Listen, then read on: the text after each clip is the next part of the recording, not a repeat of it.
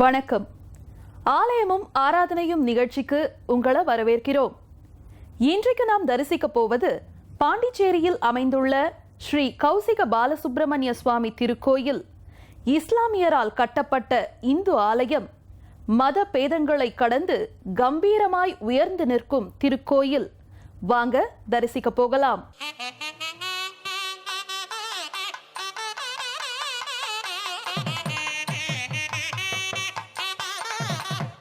காலம் காலமாக மதங்களின் பெயரால் மனிதர்கள் பிரிந்து சிறு வட்டத்துக்குள் அடைந்து கிடக்கும் நிலையில் அந்த வட்டத்தை உடைத்து அனைத்து மதங்களும் ஒன்றே என்று சொல்லி இந்து கடவுளான முருகனுக்கு கோயில் கட்டி இருக்கிறார் புதுச்சேரியைச் சேர்ந்த காலம் சென்ற இஸ்லாமியரான சகோதரர் முகமது கவுஸ். புதுச்சேரி ரயில் நிலையம் எதிரே அமைந்துள்ள இந்த கோயில் புதுச்சேரிக்கு பெருமை சேர்க்கும் வரலாற்று அடையாளங்களில் ஒன்றாக மட்டும் இல்லாமல் சமய நல்லிணக்கத்திற்கான 1977 மகா கும்பாபிஷேகம் முதல் தடவை நடந்தது. அதுக்கப்புறம் 2வது தடவை எங்கள் அப்பா தான் கடைசியாக செஞ்சார். அதனை தொடர்ந்து நான் இப்போ எடுத்து 3வது கும்பாபிஷேகம். இது நாங்கள் ஒரு முஸ்லீமாக இருந்தாலும் இது இந்து முறைப்படி ஐதீகப்படி ரொம்ப சிறப்பாக செய்து வருகிறோம். தமிழ் கடவுள் என அழைக்கப்படும் முருகனுக்கு சரவணன், கார்த்திகேயன், குமரன், கந்தன், வடிவேலன், சுப்பிரமணியன், சுவாமிநாதன், செந்தில்நாதன், ஆறுமுகன், சண்முகன், தேவசேனாபதி, சேனாதிபதி, மயில்வாகனன், சேனாளி, பிரம்மசாஸ்தா, பாலசுவாமி, சிகிவாகனன், வள்ளி கல்யாண சுந்தரன், அக்னிஜாதன், சாரபேயன், தேசிகன், காங்கேயன் என பல பெயர்கள் உள்ளன. சிவபெருமானுக்குரிய 5 முகங்களுடன் அதோமுகம் சேர்ந்து 6 முகங்கள் ஆனதால் முருகப்பெருமானுக்கு 6 முகம் என்ற பெயரும் உண்டு. மேலும் அடியவர்களின் மனக்கோயிலில் தங்கிடுபவன் என்பதால் குகன் என்ற பெயரும் முருகனுக்கு உண்டு. அப்பேற்பட்ட முருகனுக்கு அழகிய கோயில் கட்டி கும்பாபிஷேகத்தை நடத்தினார் இஸ்லாமியர் முகமது கவுஸ். மதங்களின் பெயரால் பிரிவினை ஏற்படுத்த முயற்சிப்பவர்களுக்கு எதிராய் உயர்ந்து நிற்கிறது இந்த கௌசிக பாலசுப்பிரமணிய சுவாமி திருக்கோயில். 1970ஆம் ஆண்டு அடிக்கல் நாட்டி நிதி திரட்டி கையிலிருந்த பணத்துடன் சுமார் 7 ஆண்டுகளாக உழைத்து கவுஸ் கட்டிய கோயிலுக்கு 1977ஆம் ஆண்டு சித்திரை மாதம் 19ஆம் நாள் ஆகம விதிகளின்படி அஷ்டபந்தன மகா கும்பாபிஷேகம் நடைபெற்றது. துவக்கத்தில் சிவசுப்பிரமணியர் என்ற பெயரில் இருந்த இக்கோயிலுக்கு ஒருமுறை வருகை புரிந்த காஞ்சி மகா பெரியவர் கோயிலை கட்டிய கவுஸ் பெயரை கோயில் பெயருடன் இணைக்க வேண்டி கௌசிக பாலசுப்பிரமணிய சுவாமி திருக்கோயில் என பெயர் மாற்றம் பெற்றது இத்திருக்கோயில். தற்போது அனைத்து மக்களாலும் கவுஸ் கோயில் என்று இத்தலம் அழைக்கப்பட்டு வருகிறது. புதுச்சேரியில் ரயில்வே ஸ்டேஷன் எதிரில் முஸ்லீமாக கட்டப்பட்ட கோவில் இது. 77 முதல் கும்பாபிஷேகமாக நடைபெற்றது. முதல் கும்பாபிஷேகம் நடைபெறும் போது சிவசுப்பிரமணியர்னு பேர் இருந்தது. 2வது கும்பாபிஷேகம் நடைபெறும் போது இது முஸ்லீம் நிர்வாகத்தினால அவர் பேர் முகமது கவுஸ். அதனால் பெரியவா இங்கே புதுச்சேரிக்கு வந்திருந்தாங்க. அப்போ பார்க்கும்போது உங்கள் பேர் என்னான்னு கேட்கும்போது என் பேர் முகமது கவுஸ்ன்னு சொன்னார். கவுஸை போட்டு கௌசிக பாலசுப்பிரமணியர்னு பேர் சொன்னார். நம்ம முருகரை பார்த்திங்கன்னா பார்த்தா முருகரை விட்டு போகணுன்னு மனசே வராது. அந்த அளவுக்கு தேஜஸ்வியாக இருப்பார் முருகர். எது நம்ம பிரார்த்தனை பண்ணிட்டு போனாலும் சீக்கிரம் நிறைவேறுது. அதனால முருகரை தேர்னு எல்லாரும் வருகிட்டு இருக்கார். இந்த ஊர் புதுச்சேரி. ஆடி மாதத்தில் ஆடி கிருத்திகை மற்றும் துளசிமுத்து மாரியம்மனுக்கு ஆடிப்பூர விழா, கார்த்திகை தீப பெருவிழா என வருடம் முழுவதும் நீள்கிறது இக்கோயிலின். 30 வருஷமாக இந்த கோயிலுக்கு நான் வந்துட்டு இருக்கிறேன். இது அந்த ஒரு முஸ்லீம் இந்த கோயிலை நடத்திட்டு இருக்கின்றதே ஒரு பெரிய விஷயமான ஒரு கோயில். அதனால் இந்த கும்பாபிஷேகம் பண்ணதுக்கப்புறம் இந்த கோயிலுடைய ஒரு புது பொலிவோடு பார்க்குறதுக்கே ஒரு தேவலோகம் மாதிரி காட்சி அளிக்குது. இது பாண்டிச்சேரிக்கே ஒரு பெருமைக்குரிய விஷயம். ஒரு முஸ்லீம் இந்த கோயிலை சிறப்பாக நடத்திக்கிட்டு கௌசிகன்றவருடைய அவர் இறந்ததுக்கப்புறம் அவர் பிள்ளையும் இந்த கோயிலை இன்னைய வரைக்கும் ஒரு சிறப்பான ஒரு இதில் இந்த கோயில் நிர்வாகத்தை நடத்திக்கிட்டு இருக்காங்க. எந்த ஒரு குறையும் இல்லாமல் இங்கே இருக்கிற அர்ச்சகர்களும் அவரும் அவங்களுக்குள்ளார ஒரு ஒத்துழைப்பை பார்க்கும்போது நமக்கு ஒரு பிரமிப்பாக இருக்குது. இந்த கோயிலும் ஒரு சக்தி வாய்ந்த கோயிலாக இருக்குது. இந்த கோயிலில் நம்ம நினச்சிக்கிட்டு எது போனாலும் அது குறைஞ்சி ஒரு 10-15 நாள்லேயே அதனுடைய நம்ம நினைச்சது நடக்குது. இது நானும் கண்கூட நான் அதை அனுபவிச்சிருக்கிறேன். முத்தமிழால் வைதாரையும் வாழ வைப்பான் முருகன் என்று அருட்கவி அருணகிரி பாடியுள்ளார். சிக்கலில் வேல் வாங்கி திருச்செந்தூரில் சம்ஹாரம் செய்த முருகப்பெருமானின் திருவிளையாடல்கள் எண்ணில் அடங்காதவை. முருகனை நம்பினோர் கைவிடப்படார் என சொல்வதுண்டு. அதனால்தான் என்னவோ மும்மதத்தினரும் வழிபடும் தெய்வமாக முருகப்பெருமான் விளங்குகிறான். மனிதர்களிடம்தான் கோளாறுகள் இருக்கின்றன, மார்க்கங்களில் இல்லை என்பார்கள். இந்து முஸ்லிம் ஒற்றுமையை பறைசாற்றும் விதமாக ஒவ்வொரு காலத்திலும் அநேக நிகழ்வுகள் நம் மண்ணில் அவ்வப்போது நிகழ்ந்த வண்ணம் இருக்கின்றன. அதற்கு ஓர் எடுத்துக்காட்டு ராமநாதபுரம் மேலக்கொடுமலூரில் அமைந்துள்ள குமரக்கடவுள் திருக்கோயில். ராமநாதபுரம் மாவட்டம் மேலக்கொடுமலூரில் உள்ள குமரக்கடவுள் ஆலயத்தில் இஸ்லாமியரான முகமது மீர் ஜவாது புலவருக்கு சிலை வடிவமைக்கப்பட்டுள்ளது மத நல்லிணக்கத்துக்கு சான்றாக விளங்குகிறது. பரமக்குடி அருகில் உள்ள யமனீஸ்வரம் எனும் சிற்றூரில் 1745 ஆண்டு பிறந்தவர் முகமது மீர் ஜவாது புலவர். இவர் முகையதீன் ஆண்டகை பிள்ளைத்தமிழ், நாகை கலம்பகம், மதீனத் தந்தாதி, ராஜராஜேஸ்வரி பஞ்சரத்னமாலை, வண்ணக்கவிகள், சீட்டுக்கவிகள், சித்திரக்கவிகள், மாலை மாற்றுகள் மற்றும் குமரையா பதிகங்களை பாடியுள்ளார். மேலும் ரகுநாத சேதுபதி, பிரம்பூர் ஆனந்த ரங்கதுரை, முத்துகிருஷ்ணன், கச்சி செல்லப்பன் உள்ளிட்ட வள்ளல்களையும் பாடி சிறப்பு செய்துள்ளார். ஜவ்வாது புலவரின் முகையதீன் ஆண்டகை பிள்ளை தமிழ் இன்றளவும் தமிழக முஸ்லிம்களின் தாலாட்டு பாடல்களாக வாய்மொழியாக பாடப்பட்டு வருகின்றன. ராமநாதபுரத்தை ஆண்ட கிழவன் சேதுபதி என்று புகழ்பெற்ற செல்லமுத்து ரகுநாத சேதுபதி மன்னரின் அரசவை கவிஞராகவும் அரசியல் ஆலோசகராகவும் திகழ்ந்தவர் ஜவாது புலவர். இவருக்கு சேதுபதி மன்னர் பரமக்குடி அருகே சுவாத்தன், வண்ணவயல் ஆகிய 2 கிராமங்களை நிலக்கொடையாக வழங்கியதற்கு செப்பேடுகள் உள்ளன. இந்நிலையில் ராமநாதபுரம் மாவட்டம் மேலக்கொடுமலூரில் உள்ள குமரக்கடவுள் என்ற சுப்பிரமணிய சுவாமி கோயிலுக்கு ஜவ்வாது புலவர் பல பதிகங்களை பாடியுள்ளார். இதற்காக புலவரை கௌரவப்படுத்தும் விதமாக கோயிலின் விமானத்தில் அவரது சிலை சுதை வடிவில் அமைக்கப்பட்டுள்ளது. மேலக்கொடுமலூர் என்றால் வலிமை மிக்க மழு ஆயுதம் தாங்கி மேற்கு திசை நோக்கி நிற்கின்றவனின் ஊர் என்று அர்த்தம். அதாவது முருகப்பெருமான் அசுரனை மழு என்ற சக்தி வாய்ந்த ஆயுதத்தால் அழித்துவிட்டு திரும்பும் போது அங்கிருந்த முனிவர்கள் முருகனை கண்டு வணங்கினர். அந்த இடத்திலேயே மேற்கு திசையில் முருகன் நின்று அருளாசி வழங்கினார் என பக்தர்களால் நம்பப்படுகிறது. மேலக்கொடுமலூர் என்பது காலப்போக்கில் மருவி மேலக்கொடுமலூர் என மாறிவிட்டதாக கூறப்படுகிறது. இந்த தலத்தை பற்றி ஜவாது புலவர், பாம்பன் சுவாமிகள், திருவேகம்பத்தூர் கவிராஜ பண்டிதர் உள்ளிட்டோர் பாடியுள்ளனர். 20ஆம் நூற்றாண்டின் தொடக்கத்தில் கோயில் எழுப்பினார் ராமநாதபுரம் சேதுபதி மன்னர். 1926ஆம் ஆண்டில் முதன்முறையாக இக்கோயில் கும்பாபிஷேகம் நடைபெற்றது. இந்த கோயிலில் முளைப்பாரி திருவிழா 8 அடி ஆட்டம் ஆடி கோலாகலமாக கொண்டாடப்படுகிறது. கடந்த 2004ஆம் ஆண்டு கோயிலில் நடைபெற்ற கும்பாபிஷேகத்தின் போது ஜவ்வாது புலவரை கௌரவிக்கும் விதமாக அவர் பாடிய குமரையா பதிகத்தை மதில் சுவரில் கல்வெட்டாக பதித்து கோயிலின் விமானத்தின் தெற்கு பகுதியில் ஜவ்வாது புலவரின் உருவம் சுதை வடிவில் அமைக்கப்பட்டுள்ளது. இக்கோயிலில் சூரியன் மேற்கே மறைந்த பிறகு இரவு நேரத்தில் 33 அபிஷேகங்கள் நடைபெறும் என்பது தனிச்சிறப்பு. ஆடி கிருத்திகை, பங்குனி உத்திர திருவிழாவின் போது பக்தர்கள் நேர்த்திக்கடன் செலுத்துவார்கள். அந்த சமயங்களில் இஸ்லாமிய பக்தர்களும் குமரக்கடவுள் கோயிலுக்கு வருவது உண்டு. முருகனில் மூ என்பது திருமாலையும், ரூ என்பது சிவபெருமானின் அம்சத்தையும், க என்பது பிரம்மனையும் குறிக்கும் என்பர். தமிழின் உயிரெழுத்துக்கள் 12ம் தன்னுடைய கண்களாகவும், வல்லினம், மெல்லினம், இடையினமாக விளங்கும் எழுத்துக்கள் 6 முகங்களாகவும், தனிநிலை எனப்படும் ஆயுத எழுத்து ஒப்புயர்வற்று திகழும் வேலாகவும் கொண்டு முருகன் தமிழ் வடிவமாக விளங்குகின்றான். முருகனை அன்புடன் வழிபட்டு முருகா முருகா என எப்போதும் கூறி தியானிப்பவர்கள் என்றும் குறையாத பெரும் செல்வத்தை பெறுவார்கள். எத்தனை துன்பம் எதிர்கொண்டு வந்தாலும் சரவண பொய்கையில் நீராடிய நொடி பொழுதிலேயே துன்பங்கள் எல்லாம் தொலைந்து போகும் என்று முருகன் கோயிலின் திருக்குளம் குறித்து தணிகையாற்று படை திகழ்பவன் முருகன்.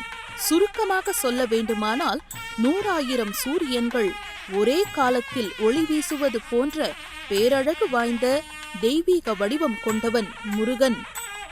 முருகனை வணங்கினால் எல்லா கடவுள்களையும் வணங்கி அடையும் பயன்களையெல்லாம் நாம் ஒருங்கே பெறலாம்.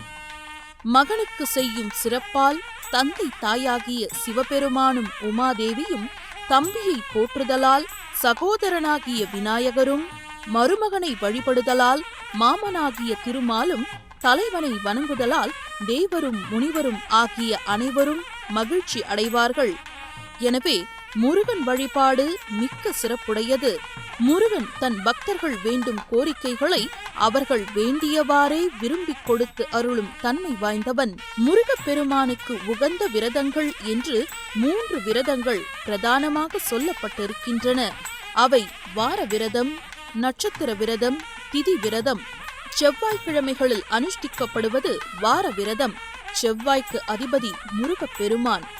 செவ்வாய் தோஷம் உள்ளவர்களும் பூமியினால் தீராத பிரச்சனைகள் உள்ளவர்களும் செவ்வாய்க்கிழமைகளில் விரதம் இருந்து முருகப்பெருமானை வழிபட்டு வந்தால் விரைவிலேயே செவ்வாய் தோஷத்தினால் ஏற்படக்கூடிய பாதிப்புகள் அனைத்தும் படிப்படியாக நீங்கிவிடும்.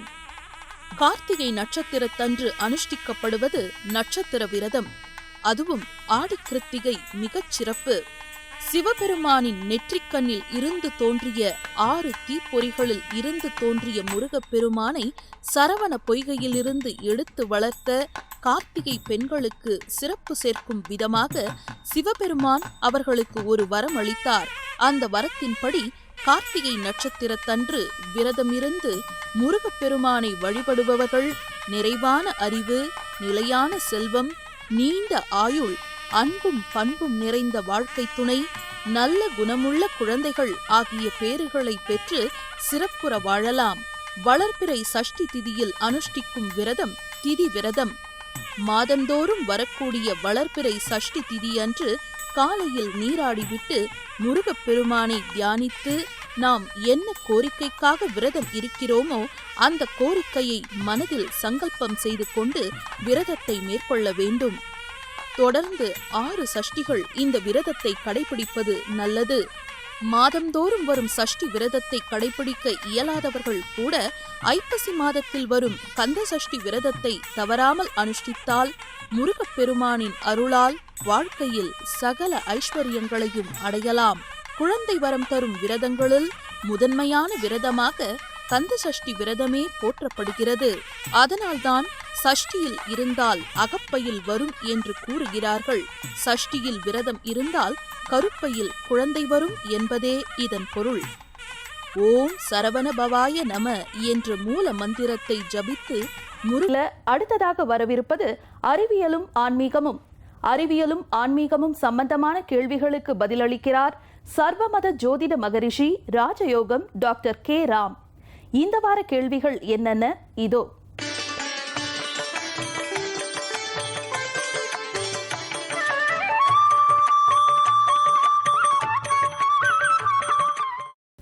ஓம் ஸ்ரீம் தத்புருஷாய வித்மகே வக்கரதுண்டாய தீமகி தன்னோ தந்தி பிரசோதயாத். ஓம் ஆதித்யாயஷ சோமாய மங்களாய புதாயஷ குரு சுக்கர சனியப் யட்ச ராகவ கேதவ நமக. உலகமெங்கும் வாழும் ஜெயா பிளஸ் தொலைக்காட்சி நேயர்களுக்கு ராஜயோக அன்பு வணக்கம். பிள்ளையாருக்கு கணபதி, கஜமுகன், விநாயகர் என பல பெயர்கள் இருப்பதன் காரணம் என்ன? வினைகளை தீர்த்து வெற்றியை கொடுக்கக்கூடிய விநாயக பெருமாளுக்கு விநாயகர், அதாவது வினைகளை தீர்க்கக்கூடிய வல்லமை முழுமையாக இருக்கிறதுனால விநாயகர் அப்படிங்கிற பெயர் இருந்துகிட்டு இருக்குங்க சாஸ்திர ரீதியாகவே. அதே மாதிரி பிள்ளையார் அப்படிங்கிறது பார்த்தீங்க அப்படின்னா தொல்லைகளை, ஒரு மனுஷாளுக்கு வரக்கூடிய தொல்லைகளை கிள்ளி எரியக்கூடிய அற்புதம் நிறைந்த பிள்ளையாருக்கு இந்த பிள்ளையார் அப்படிங்கிற பெயர் வந்திருக்குது. கஜமுகன் அப்படிங்கிற பெயர் எடுத்துக்கிட்டோம் அப்படின்னா அதாவது யானை முகத்தோடு இருக்கிறது. கஜம் அப்படின்னாலே யானை. அப்போது பிள்ளையாருடைய முகம், அதாவது பிள்ளையாருடைய தலை எடுத்துக்கிட்டோம் அப்படின்னா யானை முகம் கொண்ட ஒரு அமைப்பு இருக்கிறதுனால கஜமுக கணபதி அப்படிங்கிற ஒரு பெயர் இருந்துக்கிட்டு இருக்குதுங்க. இந்த மாதிரி பிள்ளையாருக்கு பல பெயர் இருந்துக்கிட்டு இருந்தால் கூட எந்த நேரமாக இருந்தாலும், அதாவது கணங்களுக்கெல்லாம் அதிபதியாக இருக்கக்கூடிய அமைப்பு பிள்ளையாருக்கு உண்டான சிறப்பாக இருக்கிறதுனால தான் கணபதி அப்படிங்கிற ஒரு பெயரும் இருந்துக்கிட்டு இருக்குது. முக்கணமும் எக்கணமும் நற்கணமாக அமையணும் அப்படின்னா எல்லாம் வல்ல எம்பெருமான் முழு முதற் கடவுளாகிய பிள்ளையாருடைய வழிபாடு வச்சுக்கிட்டோம் அப்படின்னா எந்த கணமாக இருந்தாலும் அந்த கணங்களுக்கு அதிபதியாக இருக்கக்கூடிய இந்த கணபதியை வழிபாடு வச்சுக்கிறது மிகப்பெரிய சிறப்பாக இருக்குது அப்படிங்கிறது ஆன்மீக தத்துவம். அந்த வகையில் இந்த மாதிரியான வரிசைகளில் பிள்ளையாருக்கு ஒவ்வொரு விதத்திலும் பல்வேறு விதமான சிறப்புகள் இருக்கிறதுனால தான் கணபதி, கஜமுக கணபதி, பிள்ளையார், விநாயகர் அப்படிங்கிற பல்வேறு சிறப்பு பெயர்கள் இருந்துகிட்டு இருக்கு. கடன் பிரச்சனை தீர வழி என்ன? கடன் சம்பந்தப்பட்ட பொதுவாகவே காலம் கலிகாலமாக இருக்கிறதுனால நடுத்தர அமைப்பில் உள்ள ஒவ்வொரு குடும்பத்திலையும் கடன் அப்படிங்கிற விஷயத்தை வாங்க வேண்டிய ஒரு நிர்பந்தம் அதிகமாக இருந்துகிட்டு இருக்குது.